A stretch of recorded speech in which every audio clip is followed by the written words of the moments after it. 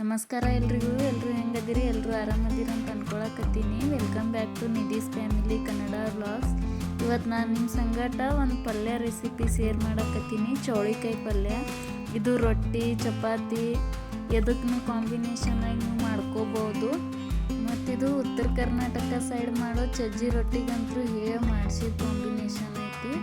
ಮತ್ತು ಈಗ ಇದು ಚೌಳಿಕಾಯಿ ಪಲ್ಯ ಮಾಡ್ಕೋಕೆ ಮೊದಲೆಲ್ಲ ಚೌಳಿಕಾಯಿ ಮುರಿದು ಇಟ್ಕೊಂಡು ಹಿಂಗೆ ಚಂದಾಗೆ ಎಣ್ಣೆ ಹಾಕ್ಕೊಂಡು ಹುರ್ಕೊಂಡಿನಿ. ಅವು ಚಂದ ಹುರಿಬೇಕು. ಅದಾದಿಂದ ಒಂದಿಷ್ಟು ಮೆಣಸಿನ್ಕಾಯಿ ತೊಗೊಂಡು ಅವು ಚಂದಾಗೆ ಹುರ್ಕೋಬೇಕು. ಪೂರಾ ಮೆಣಸಿನ್ಕಾಯಿ ಕಣ್ಣು ಬೀಳಬೇಕು. ಅಂದ್ರೆ ಸ್ವಲ್ಪ ಖಾರ ಕಮ್ಮಿ ಹತ್ತಿ ಪಲ್ಯ ಟೇಸ್ಟ್ ಆಗ್ತೈತಿ.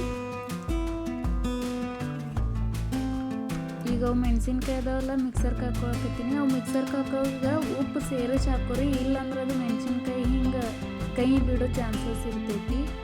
ಈಗ ಒಂದು ಕಡಾಯಿನಾಗ ಸ್ವಲ್ಪ ಎಣ್ಣೆ ಹಾಕ್ಕೊಂಡು ಜೀರಿಗೆ ಹಾಕ್ಕೊಂಡು ಕರಿಬೇವು ಹಾಕ್ಕೊಳಕತ್ತೀನಿ. ಮತ್ತು ಸಣ್ಣಗೆ ಹೆಚ್ಕೊಂಡು ಉಳ್ಳಾಗಡ್ಡಿ ಹಾಕ್ಕೊಳಕತ್ತೀನಿ. ಆ ಉಳ್ಳಾಗಡ್ಡಿ ಸ್ವಲ್ಪ ಗೋಲ್ಡನ್ ಕಲರ್ ಬರ್ನನ ಈಗ ಟೊಮೆಟೊ ಹಾಕ್ಕೊಳಕತ್ತೀನಿ.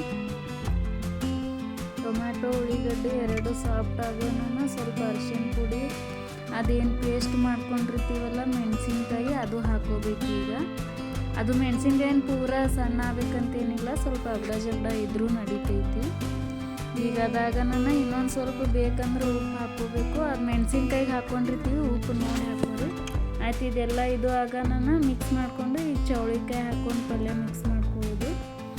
ಈಗ ಒಂದು ಸ್ವಲ್ಪ ಮ್ಯಾಗ ಶೇಂಗಾ ಪುಡಿ ಮತ್ತು ಖಾರ ಪುಡಿ ಅಂತೇವೆ ನಾವು, ಗುರೆಳ್ ಪುಡಿನೂ ಅಂತಾರೆ, ಅದು ಸ್ವಲ್ಪ ಹಾಕ್ಕೊಳ್ಳೋದು.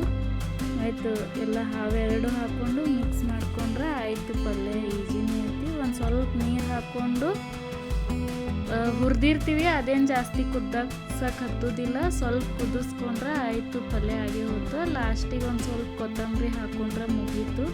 ನೋಡಿದ್ರೆಲ್ಲ ಎಷ್ಟು ಈಸಿಯಾಗಿ ಚೌಳಿಕಾಯಿ ಪಲ್ಯ ಮಾಡ್ಬೋದು. ಈ ವಿಡಿಯೋ ನಿಮ್ಗೆ ಇಷ್ಟ ಆದ್ರೆ ಫ್ರೆಂಡ್ಸ್ ಆ್ಯಂಡ್ ಫ್ಯಾಮಿಲಿ ಜೊತೆ ಶೇರ್ ಮಾಡಿರಿ.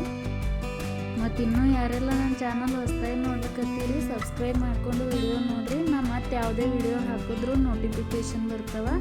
ಮತ್ತು ಮುಂದಿನ ವಿಡಿಯೋದಾಗ ಸಿಗೋಣಂತ. ಅಲ್ಲಿವರೆಗೂ ಬಾಯ್.